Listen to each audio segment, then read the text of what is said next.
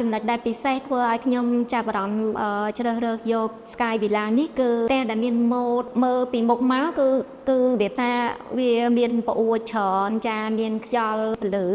ចា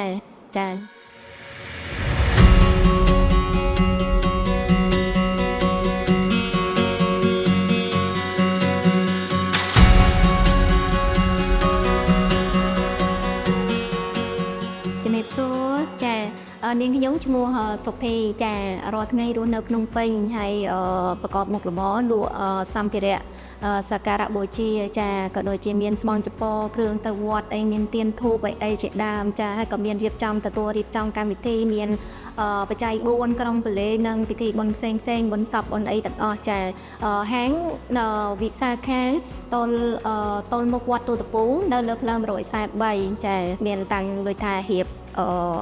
ការផ្លែឈើដេកហងដេកអីចាមានចុងភៅមានអីទាំងអស់មួយសេតចាជាបច្ចុប្បន្នផ្ទះនេះជាផ្ទះទី4ចាផ្ទះទី4ចាដែលខ្ញុំជ្រើសរើសបរិយវិលៀមតែទី1នៅលើម៉ូដចាម៉ូដហើយទី2នៅលើសំណង់ខ្ញុំបានតាមរយៈដែលខ្ញុំបានមើលខ្ញុំឃើញសំណង់នៅបរិយវិលៀមនេះគឺមើលទៅវាមុំចាមើលទៅវាតំណើបហើយម៉ូដដូចរបៀបស្ទាយអឺរ៉ុបអញ្ចឹងខ្ញុំចូលចិត្តបែបរបៀបសាមញ្ញដោយសារខ្ញុំស្រឡាញ់ការសាងសង់និង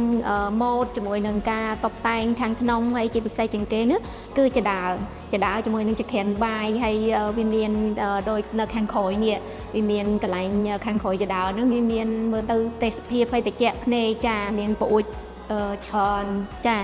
ចំណុចដែលពិសេសធ្វើឲ្យខ្ញុំចាប់អារម្មណ៍ជ្រើសរើសយក Sky Villa នេះគឺចំណុចដែលមានផ្ទះដែលមានម៉ូដសាមញ្ញហើយមើលពីមុខមកគឺរបៀបថាវាមានប្អួរច្រើនចាមានខ្យល់ហើយនឹងមានពលឺចាអញ្ចឹងដែលធ្វើឲ្យខ្ញុំមើលទៅដូចតាក់ចិត្តចាបារម្ភ